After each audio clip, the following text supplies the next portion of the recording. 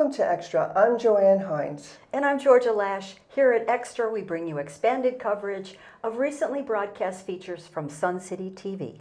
Happy Valentine's Month, a month that celebrates love. Where we're loading this episode with lots of stories we hope you love. Sun City TV loves an opportunity to spotlight the generosity of our Sun City neighbors. Joanne, you learned how one such charity helps families in our area. Yes, I did, Georgia. Spanning both sides of 278 are a multitude of Sun City neighborhoods about to launch a fundraising campaign called Change for Change. The funds collected benefit Backpack Buddies, who provide food for the families of over 700 school children. I was privileged to join the volunteers to document the complex process of gathering supplies. This is where it all begins for the organization known as Friends of Backpack Buddies. A registered group, it was started in Sun City by Fox Lake 10 years ago. In 2023, there are 43 neighborhoods participating. Backpack Buddies provide over 700 hungry school children of qualified families with 25-pound boxes of items such as cereals, soup, pasta, canned vegetables, and canned fruit. The food supplies are purchased from Food Lion in Okatee and picked up the day before.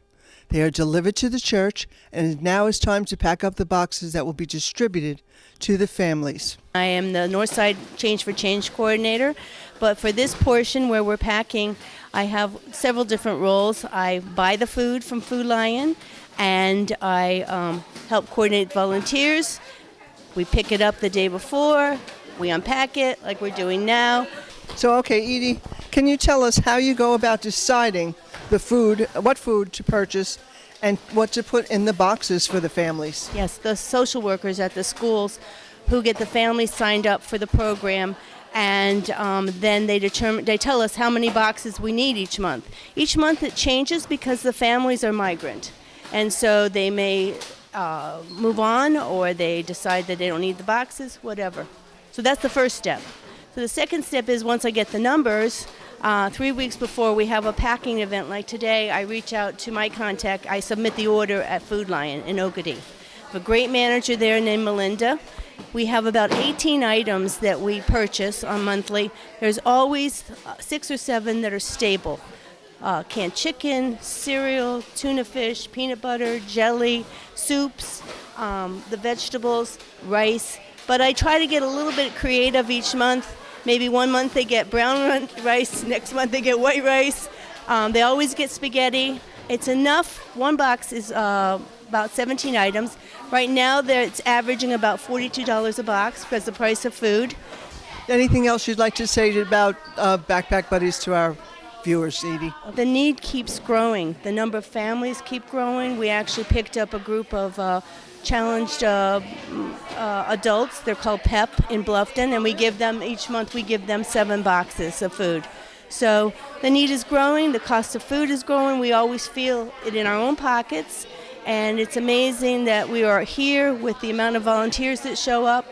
Well, thank you, Edie, for speaking with us, and good luck today. And I wanted to say thank you so much for your continued support, and for Kathy being here today, and Georgia Lash. Your team is just great. You've given us great support over the years. And don't forget to look for our nice article in Sensations in March. Thank you, Edie. Now, Beth, tell us what a neighborhood captain does for Backpack Buddies. So for Backpack Buddies, the neighborhood captains, the first thing that they do is get all the supplies from Edie's house. Actually, she has all those supplies, and I take everything back to my house, and I put a Serenity Walk label on every cup. So we have the number of cups to go to. We have 74 houses. And the cup will also say, return to my house, my name, and my address. Along with that, on the day that I hand them out at the beginning of the campaign, I add the little paperwork that goes with it, explaining what Backpack Buddies is, where our proceeds go, and all that kind of information that people can write a check if they wish instead of filling the cup with coins, and give the end date on when everything has to be back at my house.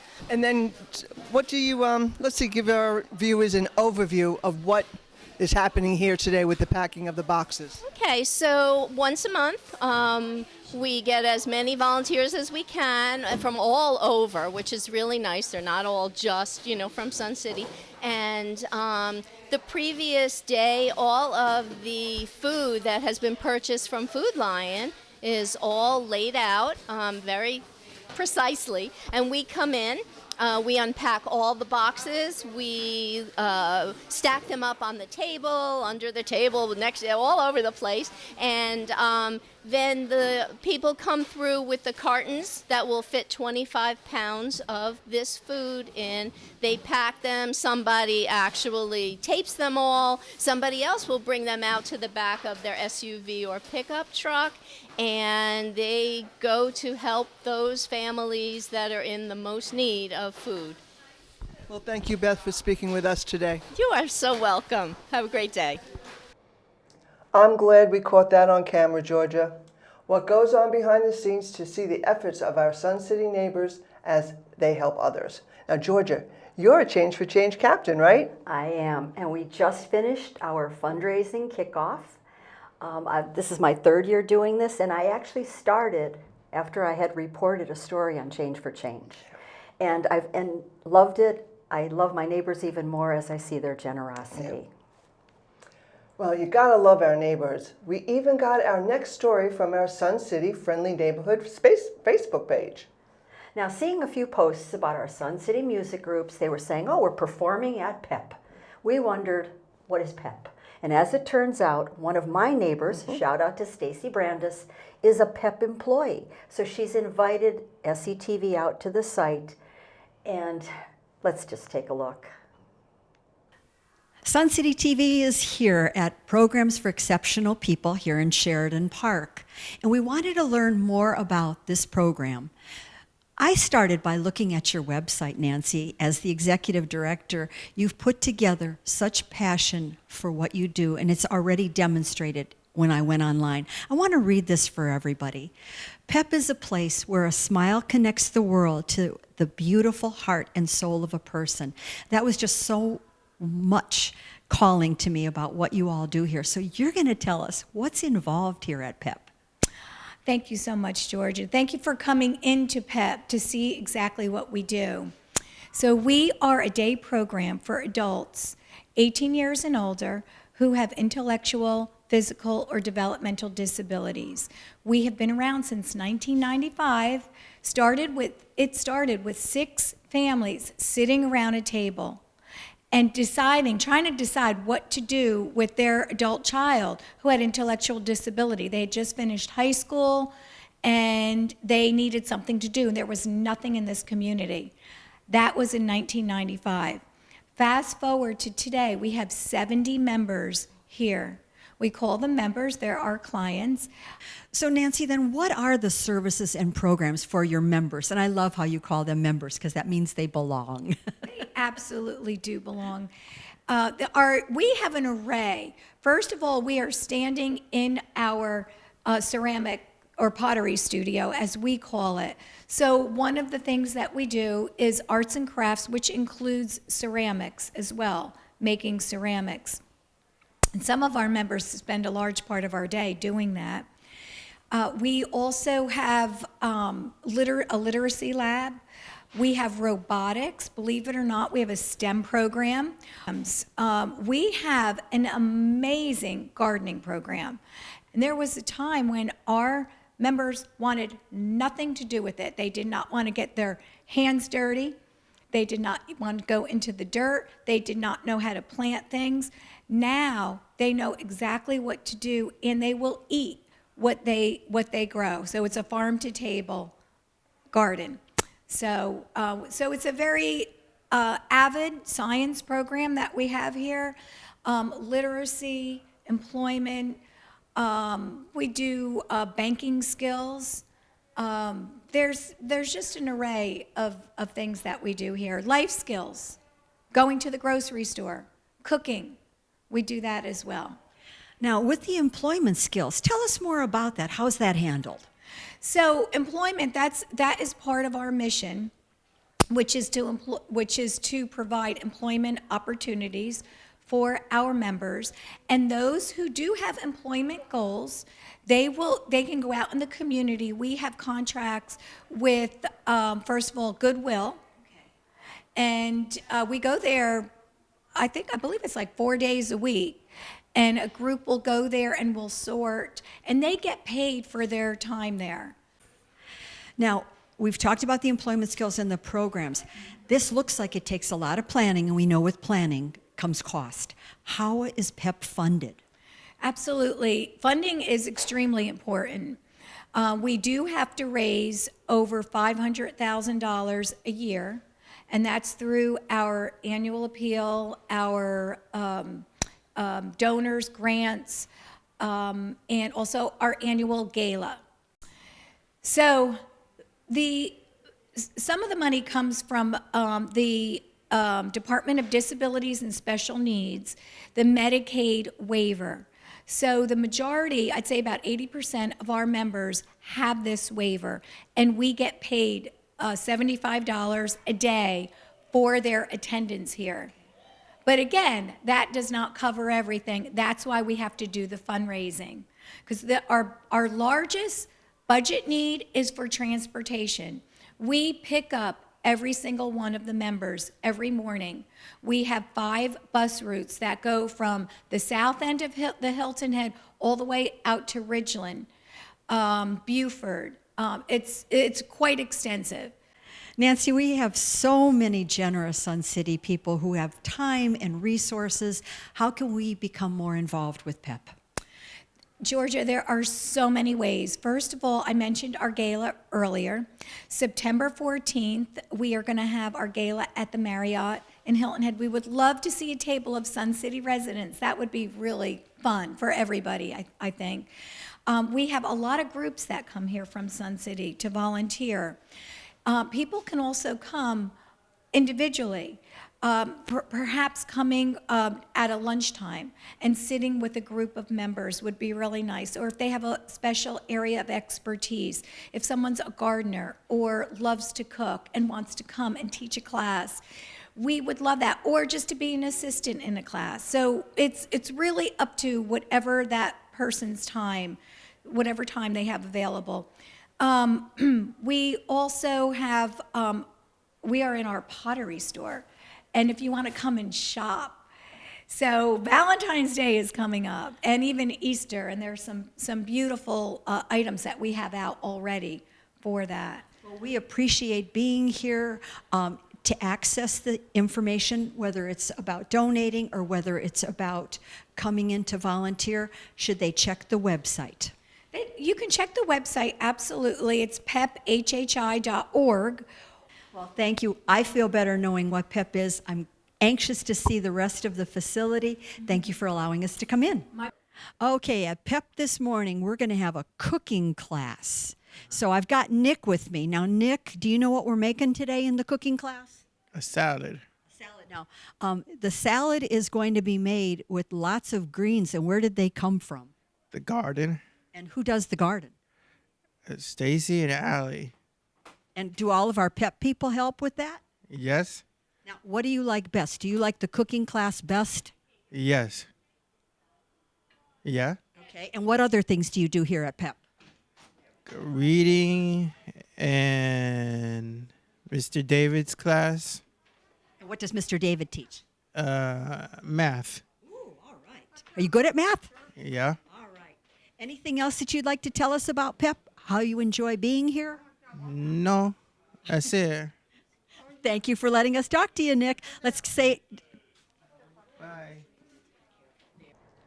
That garden and ceramic shop. You have to love how those young adults are given opportunities for building productive lives. Now, Georgia, what's next? Admittedly, taxes and elections may not be on our top 10 love list, but don't you love how easy it is to get information that we need here in Sun City? 2024's first meeting of Low Country Happenings was an information double feature. Beaufort County administrators were on hand to enlighten us about the upcoming election year and our property tax bills. Marie, this is going to be a big election year in 2024. So what are some of the key elements that we should be on the lookout for as the year approaches? Yes, what we would like our voters to know is that during the 2024 election year, first, early in the process, they need to make up their mind how they are going to vote, because there are different ways to vote. And one of the ways to vote is vote by absentee ballot. They can vote early, which is always 2 weeks before the actual event, or they can vote on election day. Oh, that's awesome. Okay, now, as we approach those dates, you've mentioned the absentee ballot. And of course, with a demographic like Sun City, we have several that want to make it a record turnout year, but they can't vote in person. How is the procedure for accessing an absentee ballot? Right. If you would like to vote by absentee ballot, which is by mail, one thing that you would need to do is, to make it easy for you, is call the office. You can do that right now and request applications for all of the elections that will be held in 2024. You would need to have your, we'll ask you for your date of birth, your full name, your address, and the last 4 digits of your social security number. And what that is doing is requesting an application. That's an application. We will send the application to the voter by mail. And once that voter completes the application, they will return it to the office. And once we receive it, we will then send the voter their ballot. Now, you're doing your part. You're getting your polling places efficiently organized. Your people are going to be trained. What can we do as voters when we walk into the polling place to help make sure it's a smooth process? Yes, and that's important because the voter plays a big part in making the process smooth. One thing you would need to do is make sure your address is up to date. And when you come to the voting center, either if you're voting early or on election day, please make sure that you have the proper photo IDs. Okay? There are 5 qualified ID in the state of South Carolina. One is your South Carolina driver's license or South Carolina ID card, which is received by DMV. You need to have a voter registration card with a photo on it, a U.S. passport, or a federal/military photo ID. See, that's good. We need to make sure we get that in the car with us that day. Thank you for informing us. Thank you for coming to Sun City to see us. No. Denise, you took lots of time here in Sun City this afternoon to explain our tax bills to us. So, can you give us a couple highlights that when we look at these extensive entries, we can key in on what's important? Okay, absolutely. So the most important parts of your tax bill would be your appraised value at the top right-hand side, and then it would be your taxable value, which is your assessed value. That's determined by the 4% or 6% if you're a resident or non-resident rate, and then the tax credit, of course. Look for that tax credit that you've applied for. All right, now we do get discussion here among our Sun City residents. We're all in probably that age range where we've got the school tax credit. But we'll hear people say, I don't pay anything to help our schools. And I hear people say, wait, it was on my bill. Okay, yes, so it does show up on your bill, school operations and school debt. So those are 2 different millages that are assessed by the school district. And for Beaufort County residents, you guys are exempt for the school operations portion of that millage. So you will see a tax credit for school operations on the right-hand side of your bill. And we'll still see some for debt, school debt. You will still pay the school debt millage, which is lower than the school operating millage. It's good for us. Now, what happens if we have a dispute? Okay, so you can go talk to Ebony Sanders. Miss Ebony Sanders is your Beaufort County tax assessor, and she will have all of the answers to your questions, and she will be happy to assist. We'll always remind everybody, please go to the Beaufort County website, as you'll see on the screen. That's how you can access so much information. Thank you, though, for making a personal effort to help us understand. You're welcome. Thank you for having me. Now it's time for our favorite part of our show, Extra Special. I think it's fair to say this month is extra special. We're featuring the Synchronettes annual show. Georgia and I have a special connection to the show. Georgia is the MC. And Joanne has quite a resume. She's, of course, a synchronette. She's a choreographer, co-chair of the Art and Design Committee, and the show's official greeter. Even our editor behind the scenes, BJ Batt, has a vested interest. He's the show's videographer, and his wife performs and choreographs. This historically sellout show is the special effort of so many. We wanted to take you in to get the show's details, meet some of the key people, and catch some sneak peeks. Elaine, the excitement is building. The Synchronettes show is almost here. You got to give us, as the co-producer and director, the dates and the times that we need to be there. Okay. Thursday, February 22nd at 5 o'clock is our first show, and this is an additional show that was just added this year. All right. The next one is Friday, February 23rd, and that's at 3 o'clock. Saturday, February 24th at 11 o'clock. And then our last show is Sunday, February 25th at 3 o'clock. All right. Now, kudos to the Synchronettes, because you have a reputation, tickets selling out so quick. And again, we've got an extra show this year, so more tickets will sell out quickly. Give us how and when we can get our tickets for the show. Okay, well, we certainly hope they'll sell out quickly. You can start buying tickets February 2nd at Magnolia Hall on Monday, Wednesday, and Friday from 9 until 11 until they're sold out, and tickets are $10 each. Oh, that's a bargain for the show they're getting. Okay, now, a show that's this successful year after year doesn't just happen. So what's the production timeline for the show? We start very early, and the producer and director work very closely. And shortly after the end of the current year's show, the performance committee meets, and we critique all the different aspects of the show and decide what, if any, changes need to be made. Then the next thing we do is choose a theme for the year's show. And we confirm the show dates and reserve the pool and schedule all the practice times. So then we start getting ready for the practices, which start in the fall in usually October, November. That's a long timeline. Now, you mentioned theme. This year's theme: lights, camera, splash. Well, now it's your turn, Linda. How many Synchronettes will be performing in the show this year? Well, we have 31 swimmers, and all of them will be in the closing routine. And how many practice hours are involved getting everything together? Oh, that's a tough one. We start in October with the opening and closing routines for an hour for each routine. And then in November, all the other routines kick in and start. And they practice once or twice a week for about 40 minutes each time. And then if you're in several routines, you could be at the pool 4 days a week, and even more if you are a choreographer. Right. Well, let's recognize some of the behind-the-scenes key players and jobs that they get to do. All right. Well, it takes a lot of people to put on a show. It's more than you would think.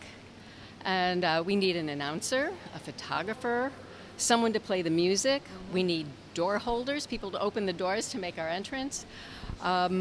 We need people in the locker room to assist us to make sure that everybody's lined up and ready to come out on time. And then we need, even before the show, we need people to assist with decorating, setting up chairs, taking out the lane lines, videoing the show, and the list goes on.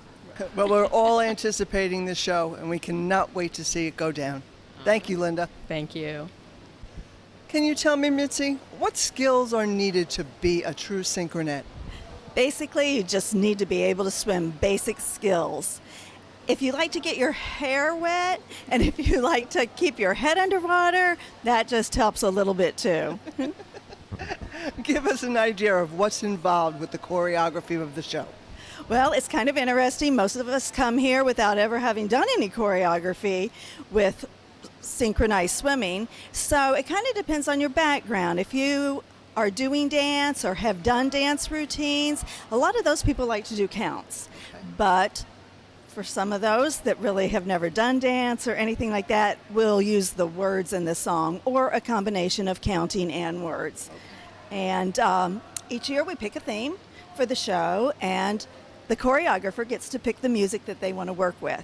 Then they take that and they write down on paper different kinds of swim strokes, skills, figures, patterns, and as they do that, it goes along with the music. Then it is the choreographer's job to teach the swimmers that are in that particular routine exactly what they want from them. Now, once we have it on paper, sometimes we find some challenges and we make a few changes so we can get it show ready. Show ready. Show ready. Now tell me, what are some of the skills that wow the crowd? Okay, well, the big one that really wows the crowd you can almost always count on. It always makes us laugh because it's called a plank, and it's where one swimmer goes over the other swimmer, which is kind of exciting. We have fun doing that skill, so that makes it a plus, but it really is one of our most basic and easiest skills to do. We as swimmers like to disappear by kipping, oystering, surface diving, or any other way, and we stay underwater and reappear somewhere else, and we think that is a lot of fun to do. But really, we just love performing, and the audience kind of picks the things that they like the best. And I think most of the applause comes from when we're the most synchronized, and that's why we spend months as choreographers teaching our swimmers how to be more and more synchronized, or what we call show ready. That's true, Mitzi. Thank you for speaking with us today. Thank you, JoJo. Okay. You are the dazzle in our Synchronettes show, and you bring the dazzle to all of our swimmers that have been out there. But I have to ask, there must be some considerations that you make when you have all of your actors, so to speak, in water. Okay, so one thing, they have to all be different colors. They have to be able to swim in them. Yeah, that was an issue one year. And they have to last and not fall apart for 4 shows now. And they have to be easily taken off and put on. They can't have a million parts like we did one year. And we all know the joy of putting on and off a bathing suit, a wet one too. Yeah. Okay. Bathing suit, tights, and a swim cap. And you adapt them to 9 different themes of a show. What's your trick? Okay. Mainly now the girls are coming up with their own ideas. Yeah. So, and we use whatever we have in inventory, and we can adapt. We can change a little bit. The costumes are getting less expensive because we're reusing, because we have 30 boxes in our inventory. So get to that. So, what are some of your favorite themes you've done? Oh, my favorite one was the Puff the Magic Dragon. They had tails, and they had the scales. So that was a lot of pieces the girls had to put on. So we said no more of that. Okay. Now we have an exciting theme this year: movies. Ooh, okay. Yeah. Can you give us a sneak peek at one of the costumes? We sure can. We have Goldfinger. Judy. Yes. If that's one of the costumes, I can't wait to see the others. Again, you're the dazzle in our show. Well, that's extra for February. I'm Joanne Hines. Thank you for watching. And I'm Georgia Lash. Please join us again next month as we bring you extra coverage of stories and features from Sun City TV. You can always catch us on cable and on our YouTube station, where we invite you to subscribe for easy viewing.